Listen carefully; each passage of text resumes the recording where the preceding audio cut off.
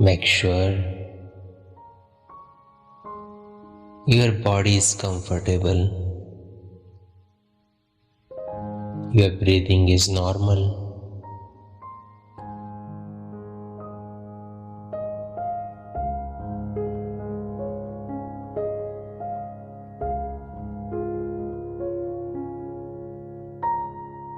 and in this relaxed position,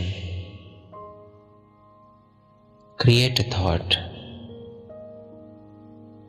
I am.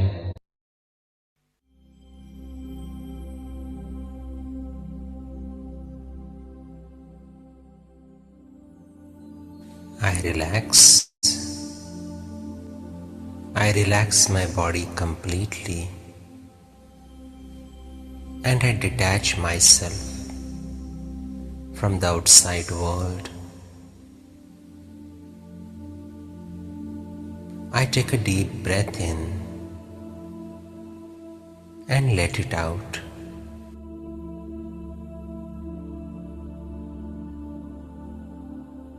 One more time. Take another deep breath in and let it out.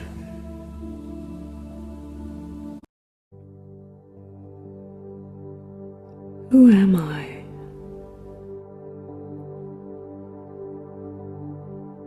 Am I just this body? When I look into a mirror, what am I looking at? Is that me? Is there more to me than my physical image? My body is very real. I'm aware of its shape and size, its appearance, its state of health, how it feels sitting in this chair. But who am I?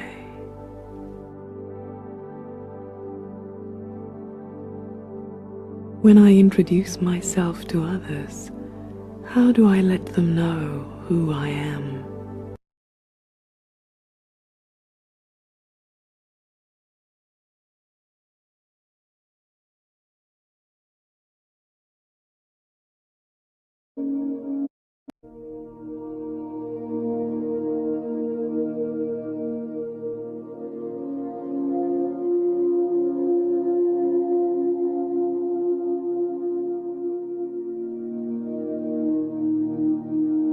Om Shanti.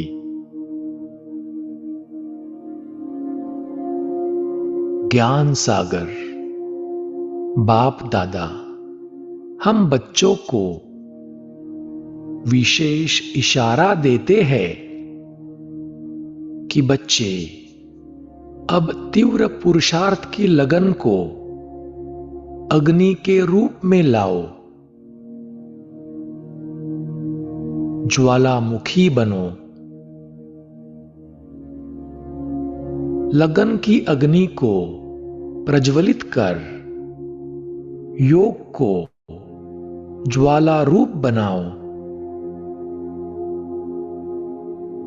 जो भी मन के संबंध संपर्क के हिसाब किताब रहे हुए हैं, उन्हें ज्वाला स्वरूप की याद से भस्म करो।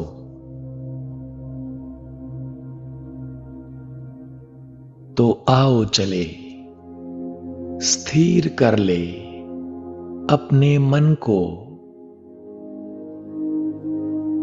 अपने आत्मस्वरूप पर।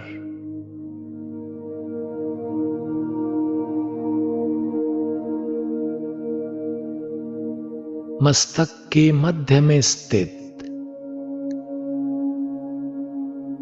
एक शांत,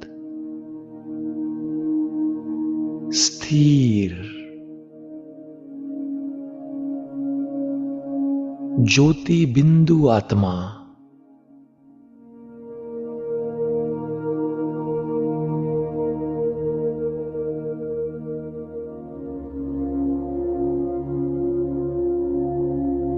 आत्मस्वरूप में स्थित होकर अब हर संकल्प, हर श्वास एक निराकार परम ज्योति शिव बाबा की याद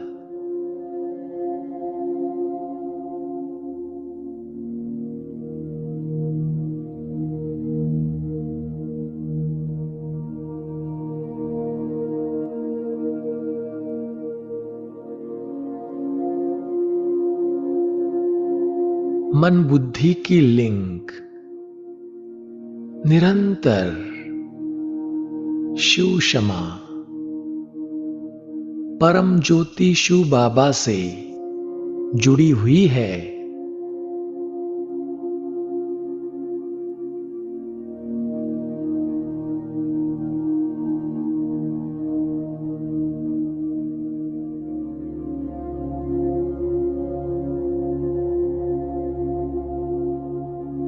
मुझ आत्मा में गहरी लगन की अग्नि प्रज्वलित हो रही है।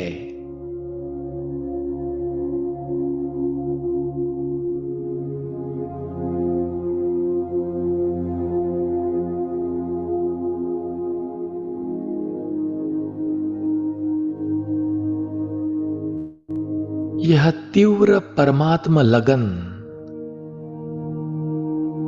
धीरे धीरे ज्वाला स्वरूप धारण कर रही है।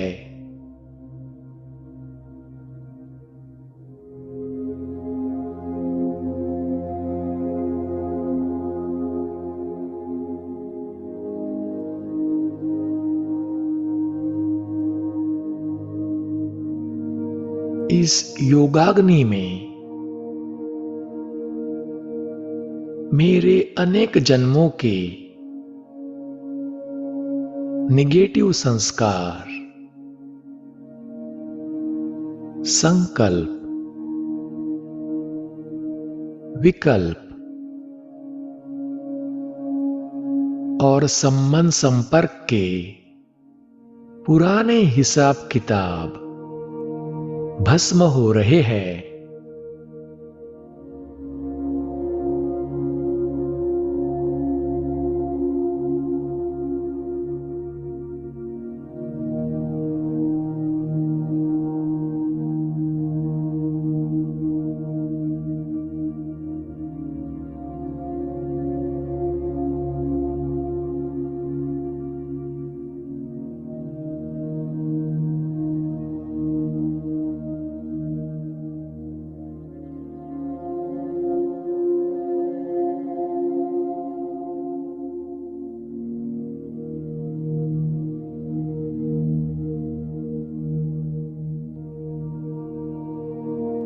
मैं आत्मा ज्वाला स्वरूप योगी हूं।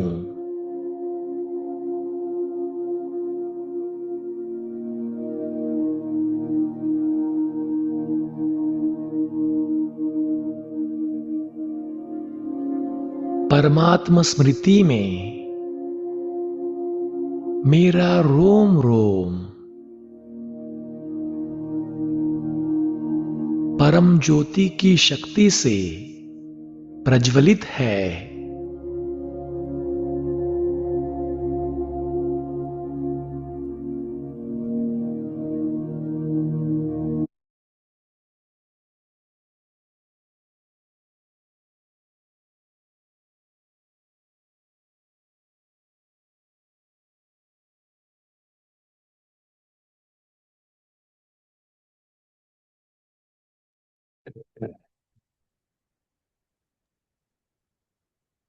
भाई जी आप स्टार्ट कर सकते हैं, शेयर करें। ओम शांति। आज की मुरली की तारीख है 13 अक्टूबर 92।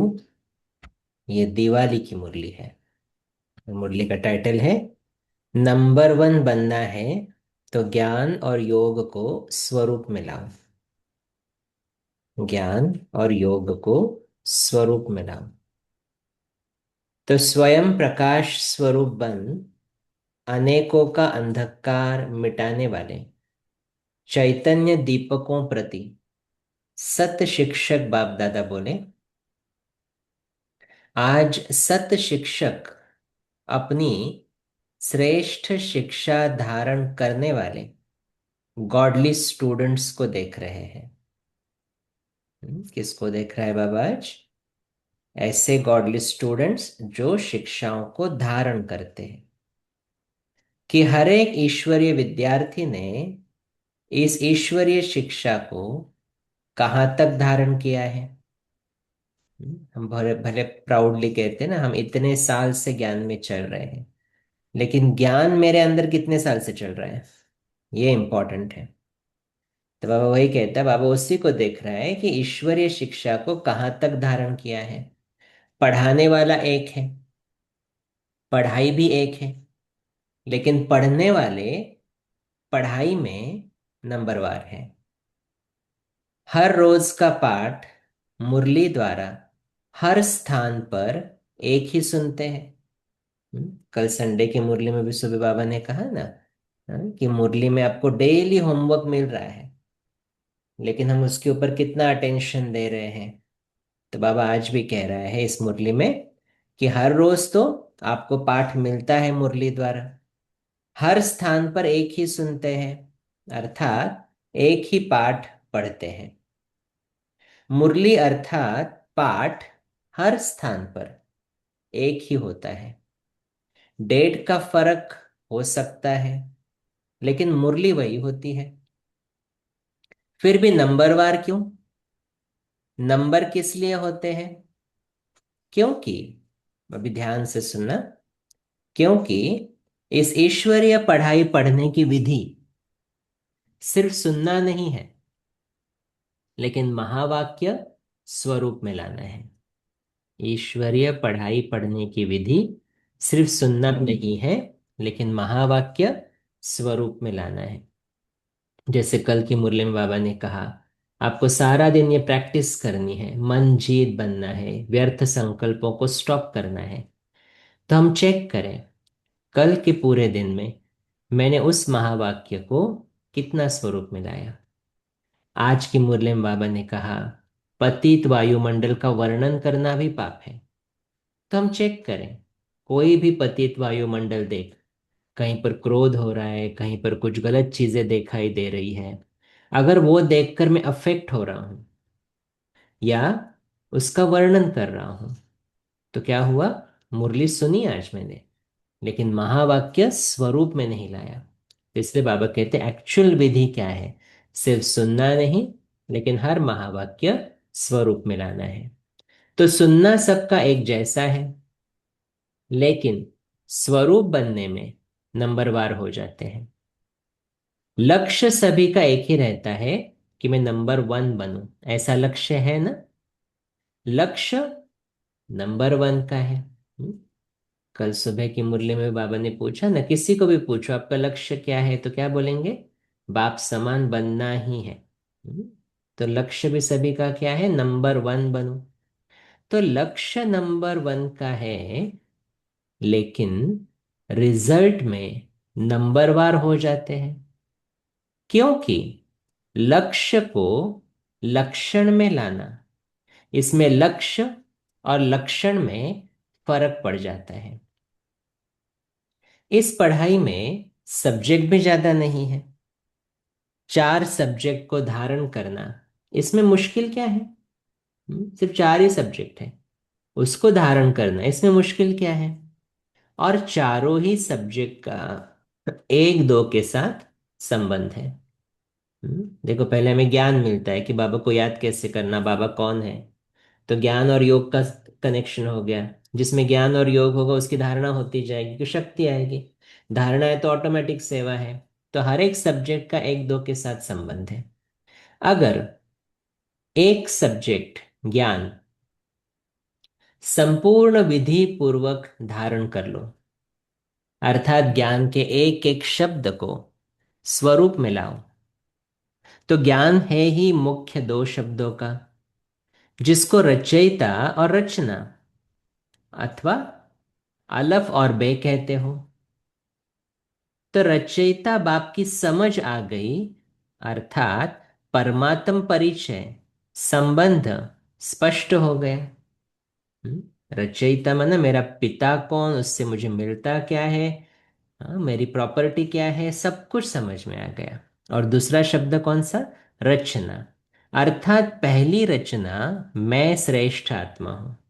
और दूसरा, मुझ आत्मा का इस बेहद की रचना, अर्थात बेहद के ड्रामा में सारे कल्प में क्या क्या पार्ट है, ये सारा ज्ञान तो सभी को है ना। हम्म, परमात्मा कौन है, वो कैसे आता, क्या ज्ञान देता, कैसे रचना रचता, और उसकी सबसे पहली रचना मैं श्रेष्ठ आत्मा हूं।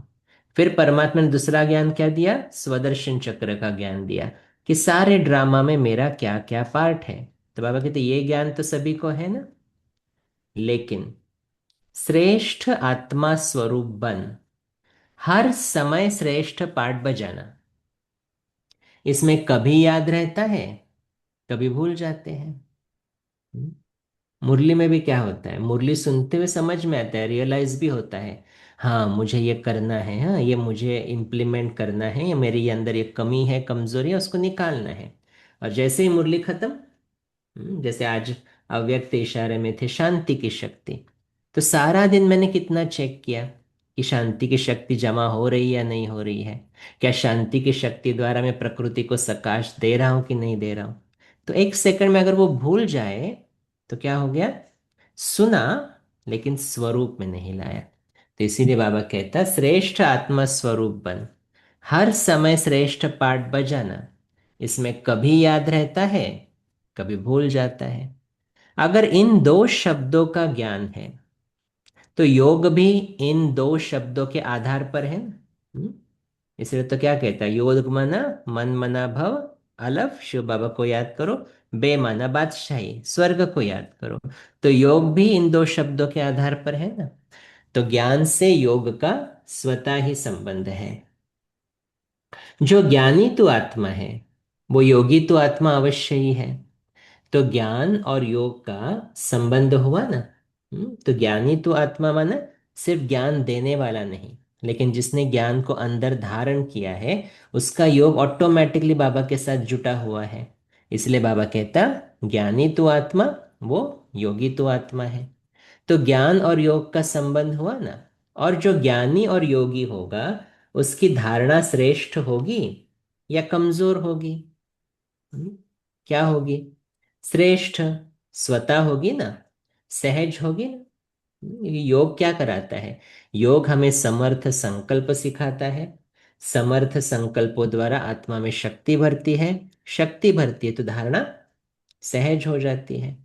तो इसलिए बाबा कहते हैं उसकी धारणा श्रेष्ठ होगी या कमजोर होगी, श्रेष्ठ स्वतः होगी ना, माना ऑटोमेटिक होगी ना, सहज होगी ना, कि धारणा में मुश्किल होगी।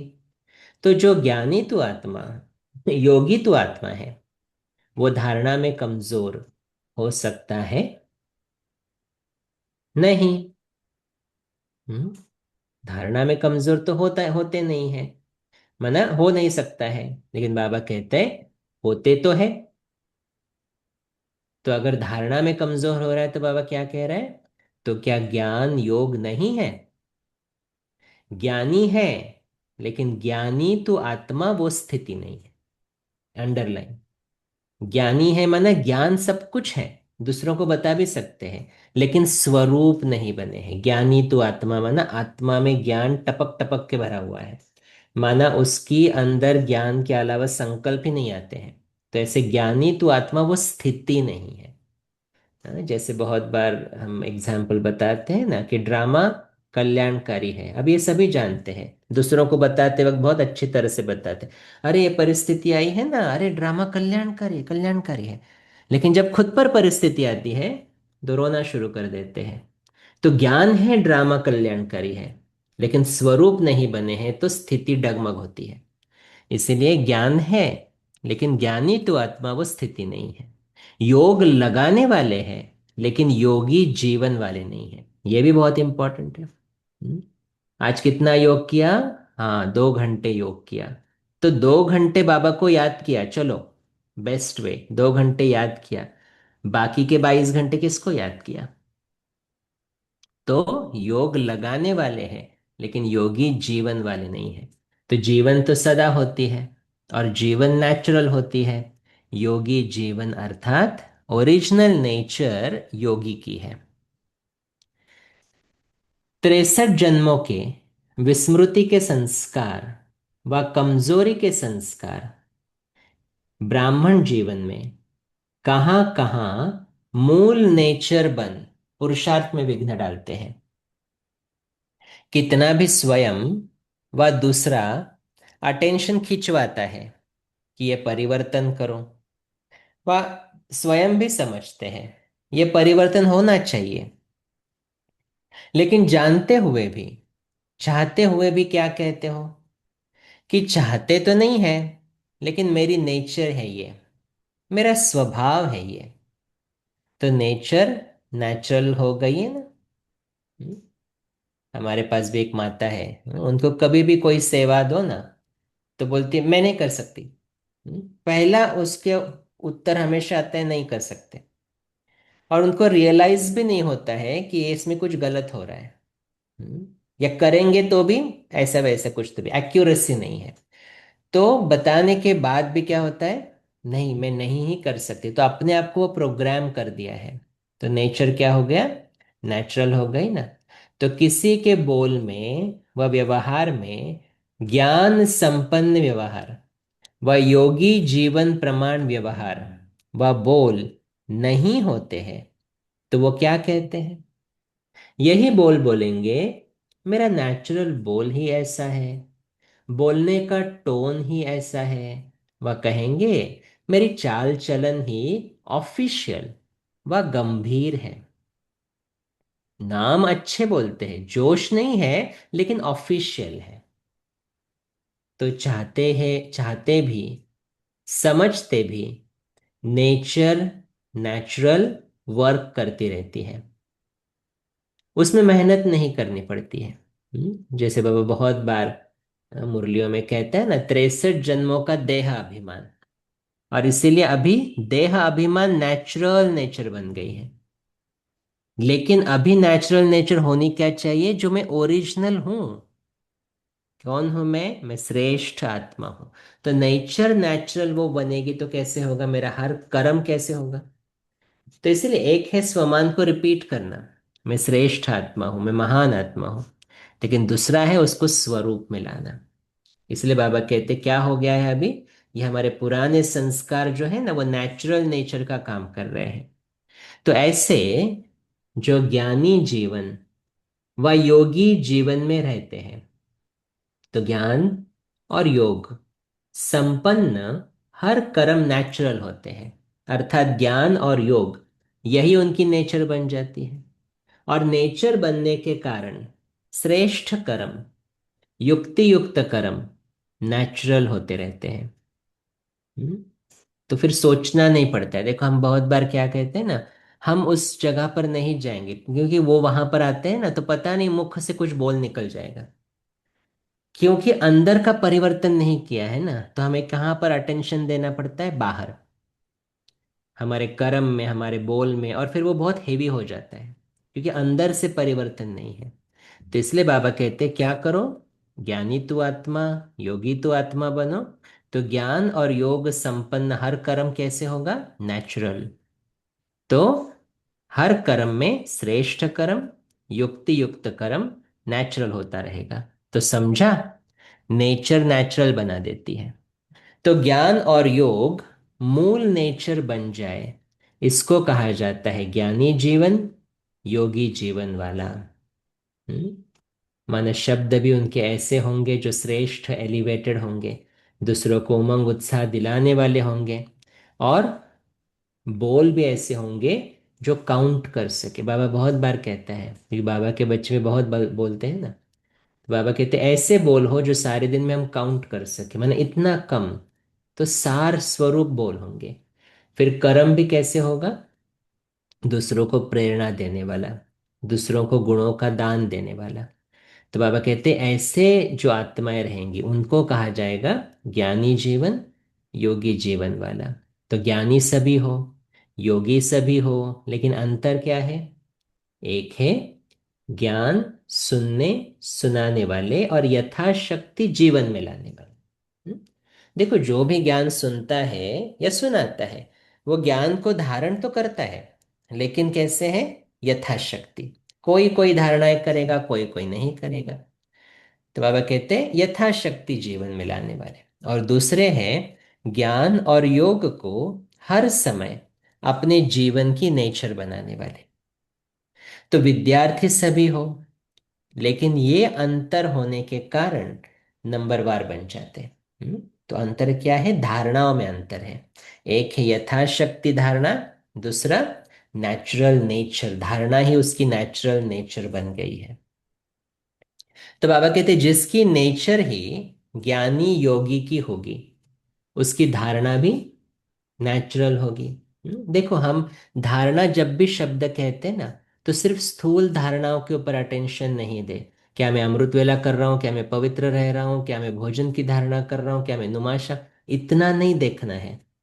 लेकिन क्योंकि इसमें मेजॉरिटी पास है, लेकिन सबसे इंपॉर्टेंट धारणा जो हमें अटेंशन देना है, क्या मैं किसी के प्रति गलत सोचता हूं?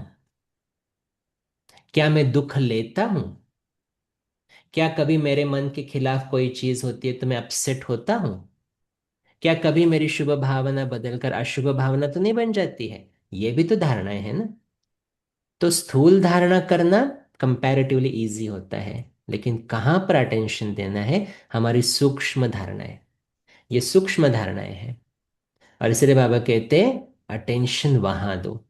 ये धारणाएं क्या है? वो नेचुरल बन जाए। तो जिसकी नेचर ही ज्ञानी योगी की होगी, उसकी धारणा भी नेचुरल होगी। नेचुरल स्वभाव संस्कार ही धारणा स्वरूप होंगे। बार बार पुरुषार्थ नहीं करना पड़ेगा कि इस गुण को धारण करूं, उस गुण को धारण करूं, लेकिन पहले फाउंडेशन के समय ही ज्ञान, योग और धारणा को अपनी जीवन बना दी। इसीलिए ये तीनों सब्जेक्ट ऐसी आत्मा की स्वतः और स्वाभाविक अनुभूतियां बन जाती हैं। इसीलिए ऐसी आत्माओं को सहज योगी, सहज ज्ञानी, सहज धारणा मूर्त कहा जाता है। ये तीनों सब्जेक्ट्स का कनेक्शन है। जिसके पास इतनी अनुभूतियों का खजाना संपन्न होगा, ऐसी संपन्न मूर्तियां स्वतः ही मास्टर दाता बन जाती हैं। हम्म? अब दादियों के क्लासेस सुनो, सीनियर्स के क्लासेस सुनो। क्या है उनके पास? उनके क्लासेस में मेजॉरिटी टाइम क्या रहता है? उनके अनुभव रहते हैं। बाबा के साथ हम जब रहते थे तो ऐसे ऐसे हमने किया, फिर ऐसे ऐसे बाबा ने सिखाया, फिर हमने ऐसे ऐसे सीखा। तो जब उन्होंने धारण किया इतना और इतना अनुभूतियों से संपन्न हुए, तो दूसरों के लिए, हमारे लिए क्या बन गए दादियाँ? प्रेरणा बन गई ना, मास्टर दाता बन गई। तो उनका हर एक क्लास सुनने के लिए तड़पते हैं। क्यों? क्योंकि कुछ ना कुछ उसमें से हमें सीखने को मिलता है। तो बाबा कहते क्या हो गया ऑटोमेटिकली? मास्टर दाता। तो दाता अर्थात सेवाधारी। दाता देने के बिना रह नहीं सकता। अंडरलाइन। दाता देने के बिना रह नहीं सकता। दातापन के संस्कार से स्वतः ही सेवा का सब्जेक्ट प्रैक्टिकल में सहज हो जाता है। हम्म? फिर ऐसा नहीं होगा ना, मैंने आज जैसे बाबा ने कहा योग लगाने वाले वैसे सेवा करने वाले नहीं, मेरा जीवन ही सेवा है, क्योंकि मैं कॉन्स्टेंटली मनसा वाचा या कर्मणा दे रहा हूं। तो दातापन के संस्कार से स्वतः ही सब्जेक्ट, सेवा का सब्जेक्ट प्रैक्टिकल में सहज हो जाता। तो चारों का ही संबंध हुआ ना। कोई कहे मेरे में तो ज्ञान अच्छा है लेकिन धारणा में कमी है, तो क्या उसको ज्ञानी कहा जाएगा? बाबा ने एक बार बताया था, ज्ञानी आत्मा की निशानी, ज्ञानी अर्थात समझदार, और समझदार कभी धोखा नहीं खाता है। तो अगर हम कहें ना मुझे तो मालूम ही नहीं था ऐसे भी हो सकता है, इसीलिए मुझसे ये गलती हो गई, तो बाबा कहते उसको ज्ञानी कहेंगे?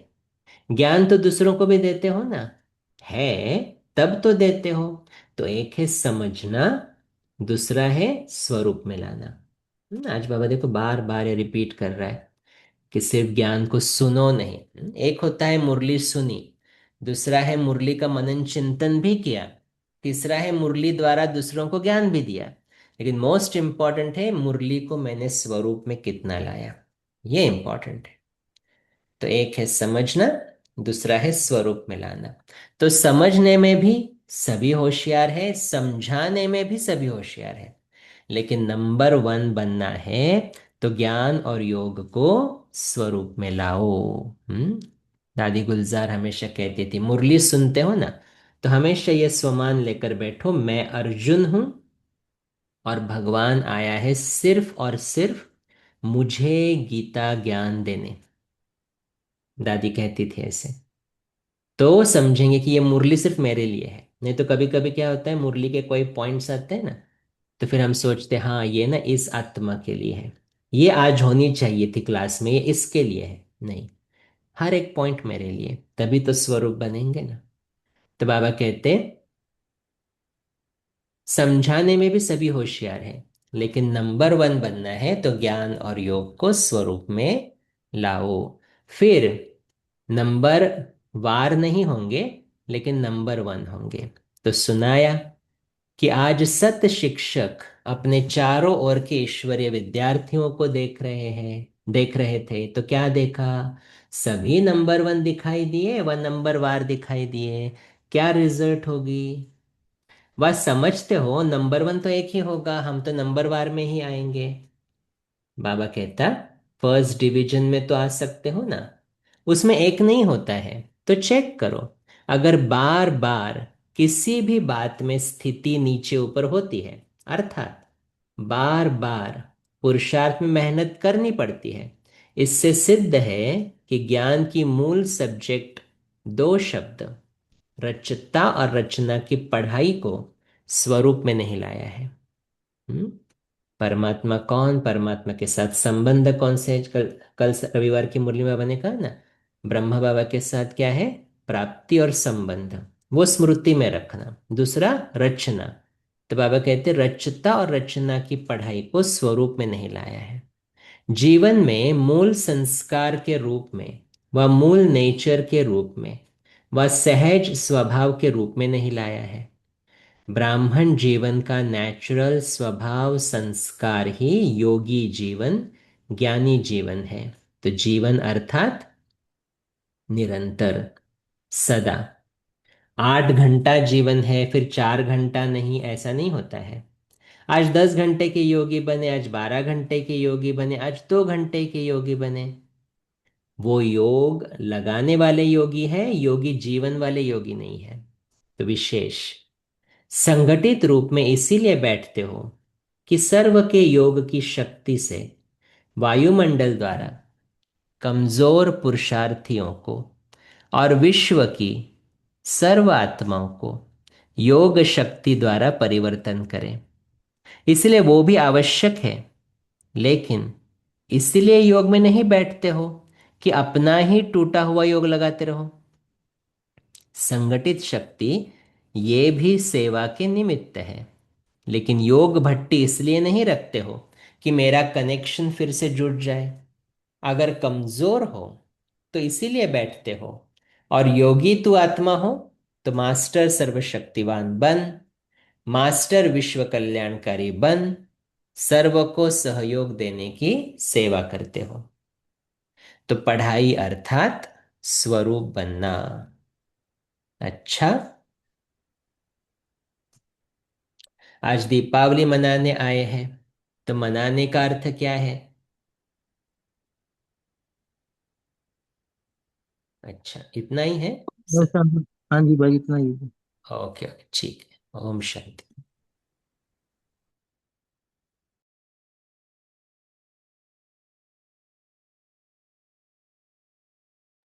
तो 1 मिनट साइलेंस में बैठेंगे, फिर पॉइंट शेयर करेंगे।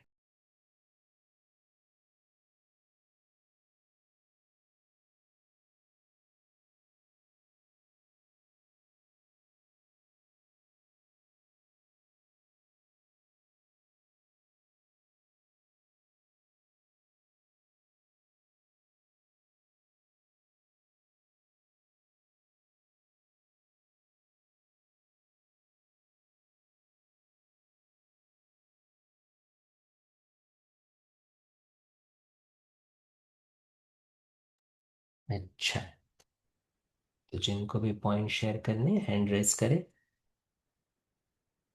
तेजल बहन। ओम शांति। तो आशीष भाई ये थोड़ा डिटेल में बताएंगे।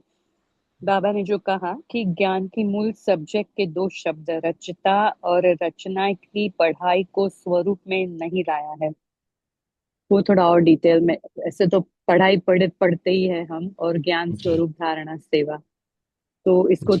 थोड़ा डिटेल में समझाएंगे प्लीज। Thank you. ओके। तो बाबा ने कहा ना, रचता जानना माना क्या, परमात्मा कौन है, उसके साथ संबंध कौन कैसे है, ये समझना। तो अगर मैंने बाबा के साथ संबंध नहीं जोड़े हैं, सिर्फ कहने के लिए है वो तो मेरा सब कुछ है बाबा, तू ही मेरा सब कुछ है, सब कुछ तुझको अर्पण है, लेकिन यहाँ पर जब परिस्थिति आती है तो देहधारियों की तरफ मन भागता है। तो देहधारियों की तरफ जाएंगे तो क्या हो जाएगा, स्थिति ऊपर नीचे हो जाएगी। तो स्थिति नीचे ऊपर होने का अर्थ पहला क्या हो गया, फिर रचता का जो ज्ञान है, माना भगवान को यूज कैसे करना है, ये जो ज्ञान है, इसको मैंने प्रैक्टिकल में नहीं लाया है। तो बहुत बार हमें समझ में नहीं आता है ना परमात्मा को यूज कैसे करना है। बहुत बार हम अनुभव सुनते हैं ना, मुझे रिक्शा नहीं मिल रही थी तो मैंने बाबा को याद किया, फिर अचानक रिक्शा आ गई। तो बाबा कहते मैं क्या इसके लिए बैठा हूँ क्या। तो भगवान को यूज करना है तो अपने संस्कार परिवर्तन करने के लिए अपने अंदर, जैसे बाबा को कहते हैं ना, बहुत बड़ी परिस्थिति आई, अभी परिस्थिति तो ड्रामा का हिस्सा है, हमारे कर्मों का हिसाब किताब है।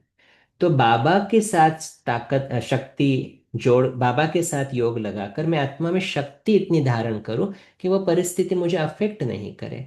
तो बाबा को हम कैसे यूज करें, इसका पहला ज्ञान अगर नहीं होगा तो बाबा बाबा करते रहेंगे और रोते भी रहेंगे।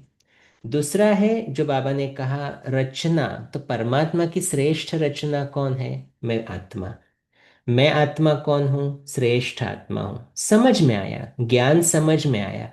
लेकिन जब मैं कर्म करने जाता हूँ, नहीं मैं तो नहीं कर सकता, मुझसे तो ये नहीं हो सकता, मुझसे तो ये लोग ज्यादा बेटर है, तो इससे क्या हो जाएगा, कहने के लिए श्रेष्ठ आत्मा, लेकिन करते वक्त वो भूल गया, रचना का ज्ञान भूल गया कि अरे रचा किसने है मुझे, वो तो भगवान ने रचा है ना, करवा कौन रहा है मेरे द्वारा, वो तो परमात्मा करवा रहा है ना।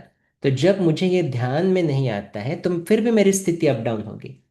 तो जब तक हम इस रचता और रचना, बेसिक्स ऑफ दिस नॉलेज, आत्मा और परमात्मा, जैसे भगवान बहुत बार हमें कहता है अरे आप ही देवता हो, और इमिजिएटली अंदर संकल्प आता है लेकिन मैं तो अभी भी गुस्सा करता हूँ, मैं थोड़ी ना देवता हो सकता हूँ।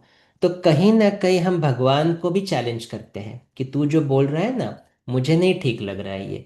तो जब भी हम ऐसा कहेंगे, अंदर ही अंदर, हम बाहर नहीं बोलते ये चीजें, अंदर ही अंदर जब भी हम उसको क्वेश्चन करेंगे तो उसके द्वारा हमारी स्थिति हलचल में आएगी। और इसलिए बाबा कहते हैं ये जो दो शब्द है, इसको अपने स्वरूप में नहीं लाया है। तो स्वरूप में लाना माना परमात्मा के साथ संबंधों की अनुभूति होना, परमात्मा को राइट वे में याद करना। जैसे बाबा बहुत बार कहते हैं ना, मेरे बच्चे भी अभी तक ठीक तरह से मुझे याद नहीं करते, वो मुझे समझ नहीं सके हैं। तो उसका अर्थ क्या, अभी वो तो बिंदी है, उसमें क्या समझना है, लेकिन परमात्मा की पर्सनालिटी को समझना, कि अगर एक पर्टिकुलर सिचुएशन है उसमें बाबा एक्ट कैसे करेगा, ये समझ में आना। जब ये समझ में आता है तब हम उसके जैसा बन सकते हैं, अदरवाइज नहीं बन सकते। तो ये पहली चीज है। दूसरी उसकी रचना, कि उसने जो मुझे टाइटल दिए है, उसने मेरे ऊपर जो विश्वास रखा है, उसको मैं जानता हूँ, मैं एक्सेप्ट करता हूँ और मैं वो हूँ। ये जब समझकर उसको प्रैक्टिकल में लाएंगे, फिर स्थिति हमारी स्टेबल होती जाएगी। Okay. Yes, thank you okay. बाबा। थैंक यू बाबा। अच्छा, किसी को शेयर करने हैं पॉइंट्स। बहुत इंटरेस्टिंग मुरली है आज की, स्पेशली अभी कल मुरली सुनेंगे सभी सुबह, तो ये ध्यान रहेगा कि कैसे मुरली सुननी है, कौन से पॉइंट्स को प्रैक्टिकल में लाना है। आज भी हम चेक कर सकते हैं, आज बाबा ने जो चीजें बताई, स्पेशली आज का वरदान बहुत सुंदर था, कि कोई भी पतित वायुमंडल आपको डिस्टर्ब नहीं कर सकता। तो आज हम सारे दिन में चेक करें, अच्छा मुरली तो सुनी मैंने, लेकिन उसका स्वरूप बना, या कोई चीजें ऐसी देखी जिससे हलचल में आ गए। फिर बाबा ने आज ये भी पवित्रता का पाठ पक्का किया कि बेगर टू प्रिंस बनना है तो उसका एक ही साधन है, पवित्रता। तो हम तो कहते हैं हाँ मैं तो ब्रह्मचारी रहता हूँ, उसमें क्या बड़ी बात है। लेकिन ऐसी कोई चीज मैंने आज देखी, ऐसी कोई बात बोली, ऐसी कोई चीज सुनी जिससे मेरे अंदर अपवित्रता का संकल्प आया या व्यर्थ संकल्प चले, तो वो भी क्या हो गया फिर कहीं ना कहीं पर, मुरली सुनी लेकिन पवित्रता की गहराई में नहीं गए, तो कहीं ना कहीं वो डिस्टरबेंस आ जाता है। तो हम हमेशा याद रखें कि जब भी मेरे अंदर कोई भी डिस्टरबेंस आता है, वो अपवित्रता का अंश है। इट मे नॉट बी काम विकार, सिर्फ काम विकार की बात नहीं कर रहे, लेकिन कोई भी विकार अपवित्रता में ही तुझे लेकर जाता है ना, इसे। अच्छा, पॉइंट शेयर करना है किसी को, हैंड रेस करे।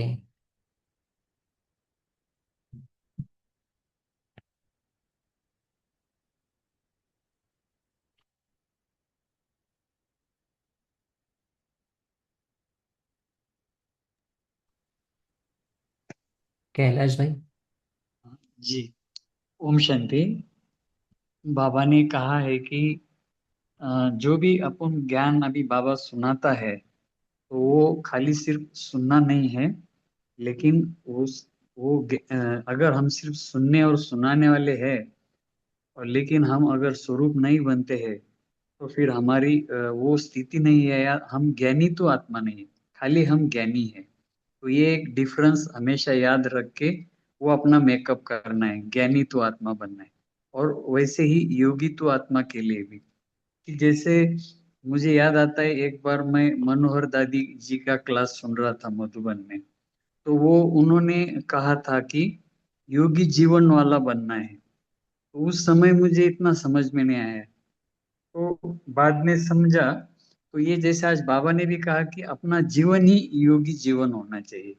जैसे बाबा ने कहा कि जो नेचुरल योगी या नेचुरल ज्ञानी, तो वो नेचर अपनी होनी चाहिए। अब वो जो डिफरेंस है उसको मेकअप करना है। आज ये क्लास से काफी एक अच्छा ये हुआ कि डिफरेंस तो है अपना, एकदम परफेक्शन तो है ही नहीं, लेकिन वो जो मेकअप करना है इसी के ऊपर अटेंशन रखना है।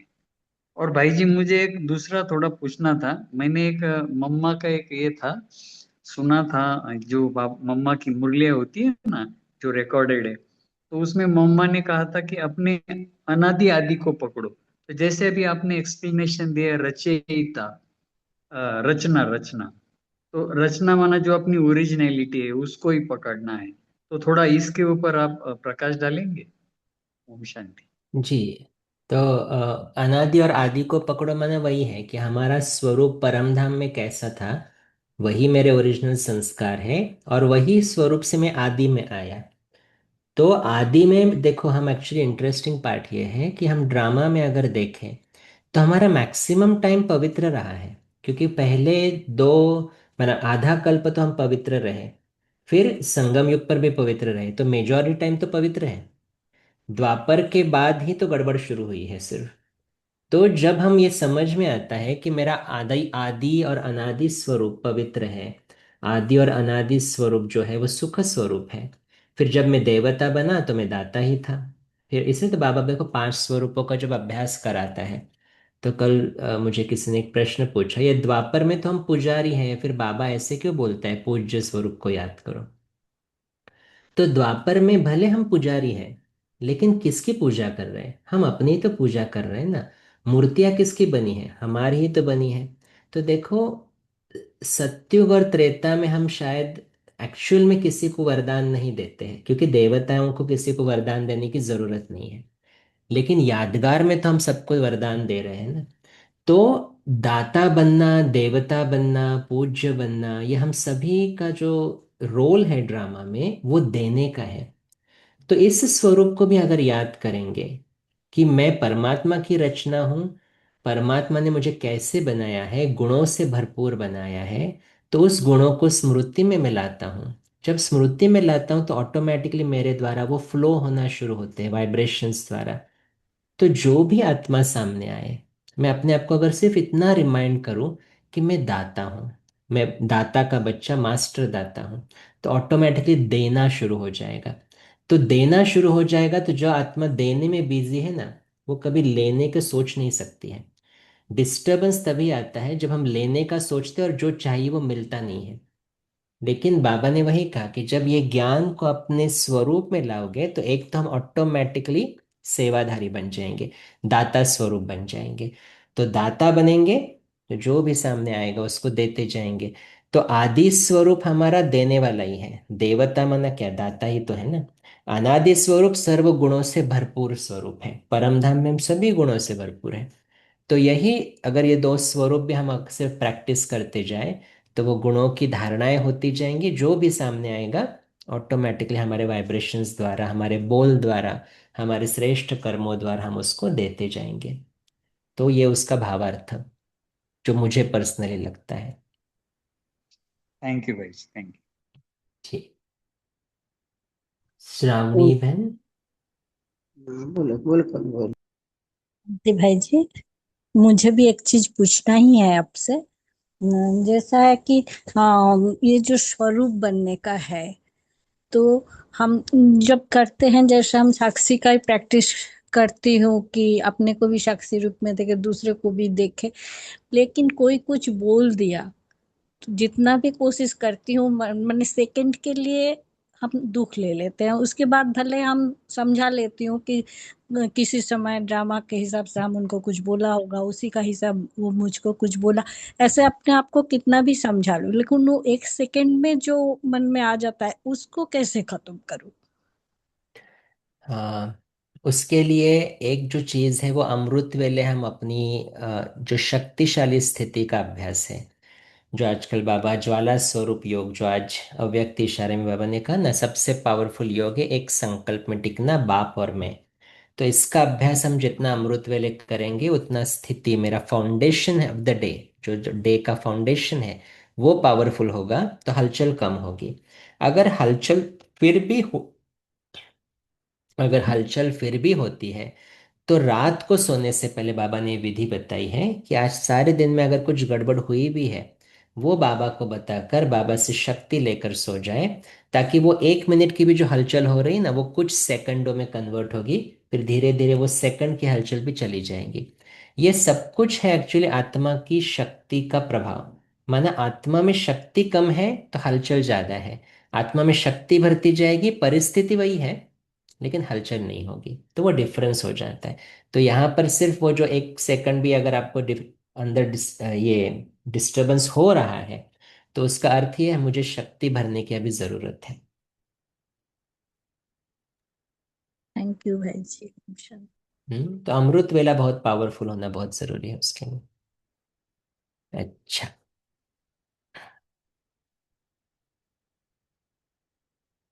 ओके। तो और किसी को कुछ शेयर करना नहीं है तो तो ओम शांति भाई। ओम शांति।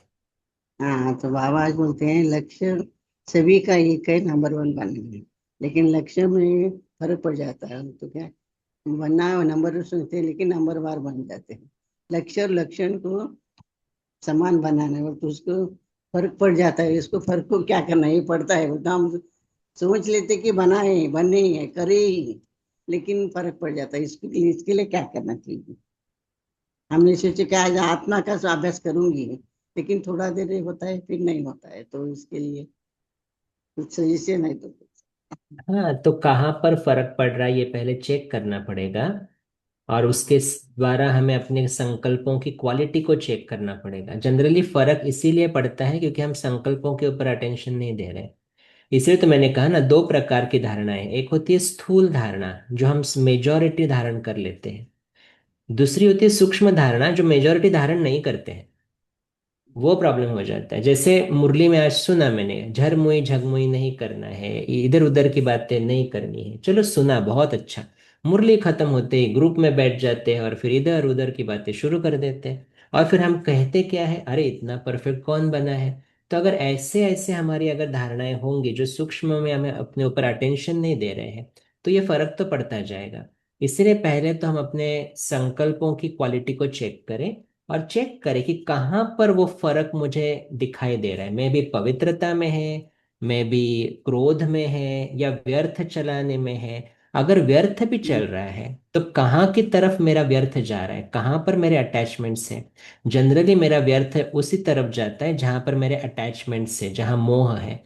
तो कहीं ना कहीं उसको ऊपर ध्यान देकर फिर मुरली में बाबा ने उसके प्रति क्या कहा है, ये अभ्यास करना। तो इसलिए बाबा आज हमें बोल रहे हैं ना, आप ईश्वरीय विद्यार्थी हो। तो हम चेक करें क्या मेरा सीरियसली जीवन विद्यार्थी का है। और विद्यार्थी माना पढ़ाई। तो मुरली सुनी हाँ पढ़ाई हुई ऐसा नहीं ना, सारा दिन में अगर अपने आप को रिमाइंड करता रहूं मेरा टीचर कौन है, उसने मुझे आज क्या पढ़ाया है, तो अटेंशन रहेगा। अटेंशन रहेगा तो संस्कार बनता जाएगा, संस्कार बनता जाएगा तो वो फर्क नष्ट होता जाएगा। थैंक यू भाई। हम्म, अच्छा। कि तो अभी क्या करना है होस्ट? तारा बहन आपको कुछ बोलना है? किसी नहीं का भाई हैंड जी, रेस? केवल थोड़ा सा पॉइंट शेयर करना था कि बाबा बोलते हैं कि हम मास्टर दाता कब बन सकते हैं, जब हम ज्ञान योग धारणा का स्वरूप बन जाते हैं। ज्ञान योग धारणा की हमारी कनेक्शन और खजानों से संपन्न बन जाते हैं, पूरे संपन्न कंप्लीट। तो ही हम मास्टर दाता बनते हैं। अगर हमारी स्थिति ऊपर नीचे होती है, हम ज्ञान योग धारणा के स्वरूप नहीं बन पाते हैं, तो हम देने में हमारे उतनी शक्ति नहीं रह पाती है। तो हमें पहले संपन्न बनना है, तभी हम मास्टर दाता बन सकते हैं। ओम शांति।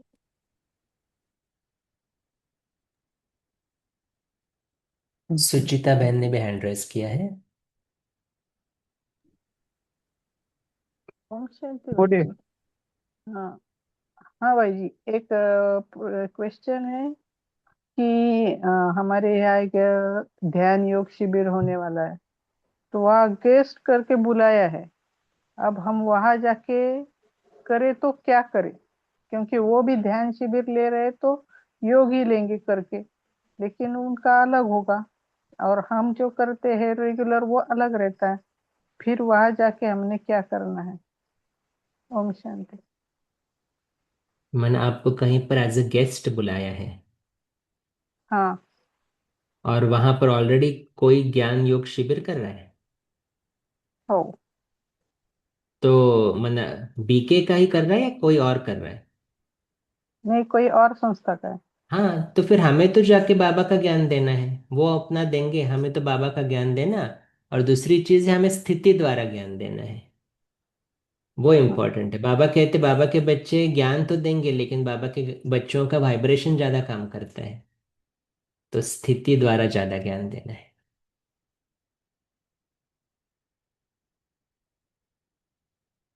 तो बाबा बहुत बार कहते हैं ना, सेवा में जाने से पहले धरनी को तैयार करो। तो आपको जा रहे हो, कल परसों जब भी जा रहे हो, अभी से योग शुरू करो कि वहां पर जाकर हमें क्या करना है, कैसे करना है, बाबा की शक्ति उन आत्माओं को मिल रही है, सेवा सफल हो रही है, ऐसे श्रेष्ठ संकल्प रचो कि वहां पर जाकर बहुत आत्माओं को परमात्मा का परिचय मिल रहा है। जो आज का स्लोगन था ना, धरनी में परमात्मा पहचान का बीज डालो तो प्रत्यक्षता होगी। तो अभी से बीज डालना शुरू करो, फिर परमात्मा प्रत्यक्षता हो जाएगी। ठीक है। Okay, thank you. ठीक। अच्छा। ओम शांति।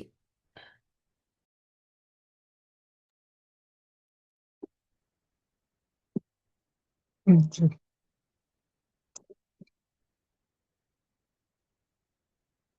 तो एक लास्ट के 2 मिनट 2-3 मिनट आप थोड़ा भाई जी, अ, जो इस मंथ में दीदी का हमारा ये है ना मास है ना, तो उनके बारे में कुछ बताएंगे? जी। तो दीदी का ओरिजिनल नाम, जो लौकिक नाम था, वो गोपी था, आप सभी जानते हो।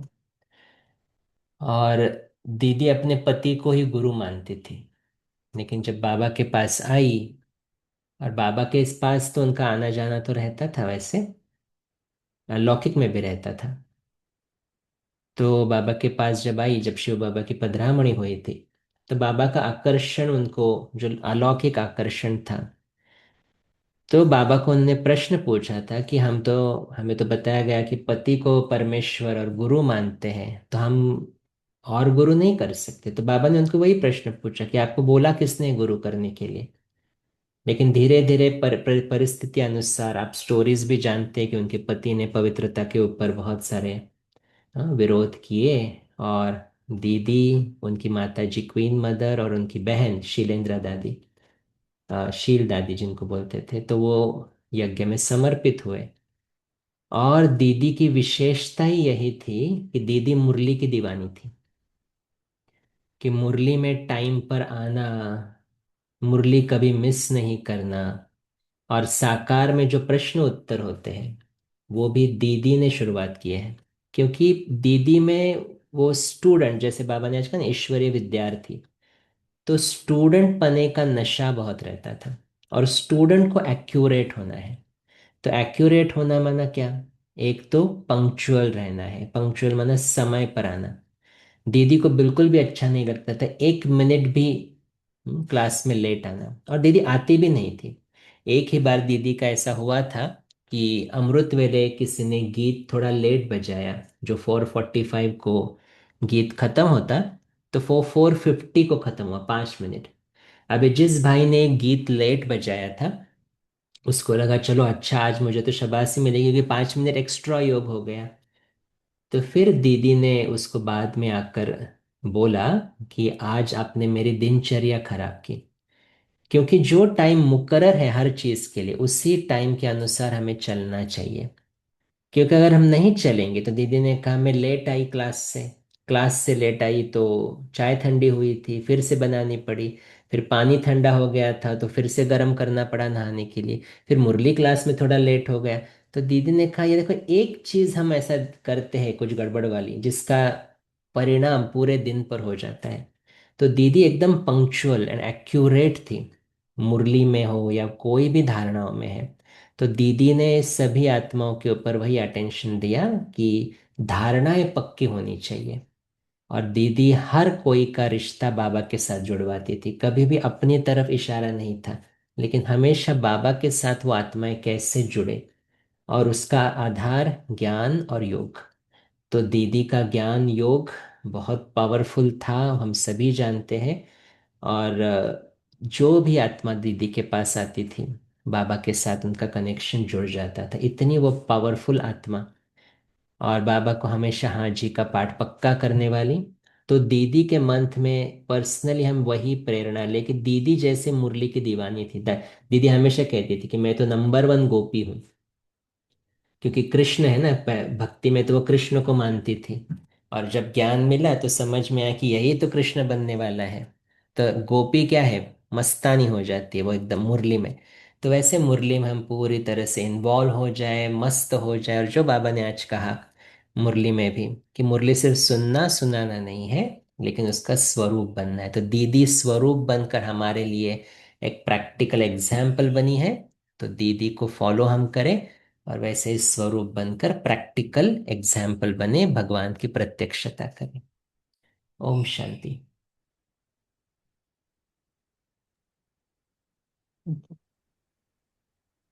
थैंक यू आशीष भाई जी।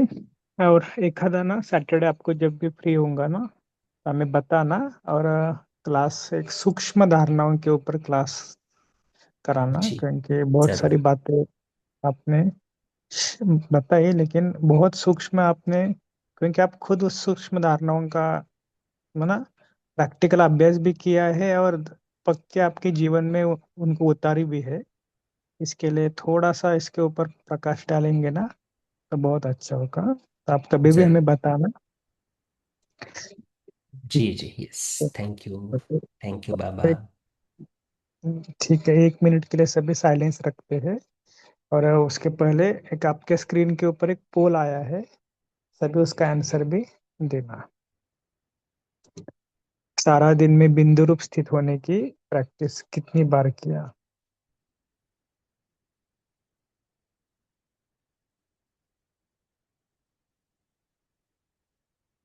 चलो, 1 मिनट में सब साइलेंस में जाते हैं। और जो भी आज बात बताई ना, कल लगे तो आप यूट्यूब पे फिर से सुनना, तो आपको समझ में आ जाएगा कि थोड़ा थोड़ा हमारा कहाँ कहाँ पर मिसिंग है, क्या क्या हो रहा है। तो सब हम क्या करेंगे, उसको पूरा फायदा लेंगे और पूरा करेंगे। अच्छा, ओम शांति। गुड नाइट सभी को।